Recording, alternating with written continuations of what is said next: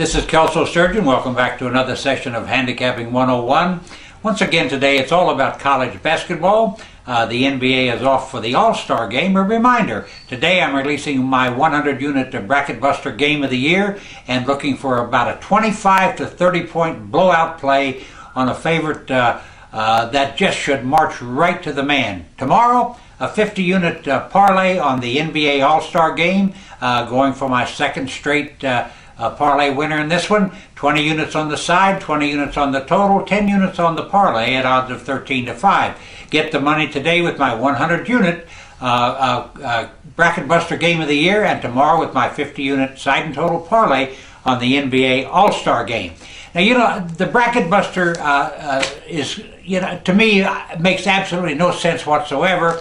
It's a production and a creation of ESPN Sports, who wanted to, in the beginning, said that they would match up teams in special games to prove just how one conference team stood up against another conference team, and that these things would be factored into deciding who goes to the NCAA tournament and would be very helpful. Well, truthfully, there are very few games. There are 52 Bracket Buster games today, and probably 4 or 5 of them have any meaning whatsoever. That doesn't mean that we can't bet on them. But I mean, what meaning does Austin Peay at Fairfield have?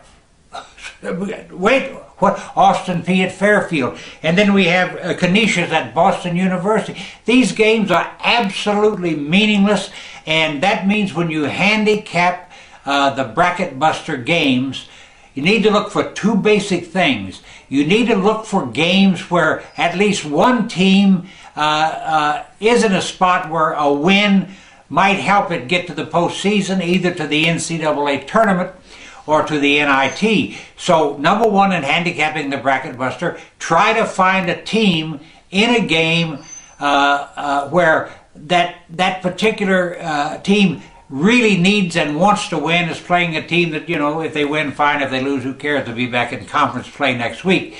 Secondly, in trying to analyze the Bracket Buster games, and by the way, all of them are playable to a certain extent. I'm just saying that the first edge has to come in a game where a team has some incentive to win it. Secondly, in trying to analyze these games, remember that these are teams from all kinds of conferences, big and small. They're all mid-majors. There's no major teams competing here, at least according to those who determine what's a major power and what's a mid-major, etc.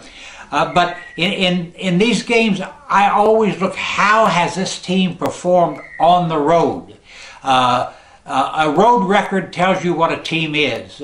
How it plays at home doesn't. And so when you're handicapping these games, the first thing I would look at after deciding, well, is there any incentive for a team to win, is how has this team performed on the road? Now, take it a second step. How has it performed on the road against the spread? When you handicap, there's a marriage in basketball of the teams and the point spread. The point spread, is supposed to split the action on a game, which in most cases it probably does. But the reality is that if you look at a team, number one, their straight-up record on the road and their record against the spread on the road, you're going to get a real eye-opener. You might have a team that is 0-6 on the road and is 6-0 against the number. You might have just vice versa, a team that doesn't win on the road and doesn't cover on the road. But the road is everything in handicapping these particular games. So don't forget it. And remember, today I'm going for all the money with my 100-unit Bracket Buster Game of the Year. I'm looking for an absolute blowout, coming right back tomorrow with my 50-unit side and total parlay in the NBA All-Star Game. Don't miss any of these games.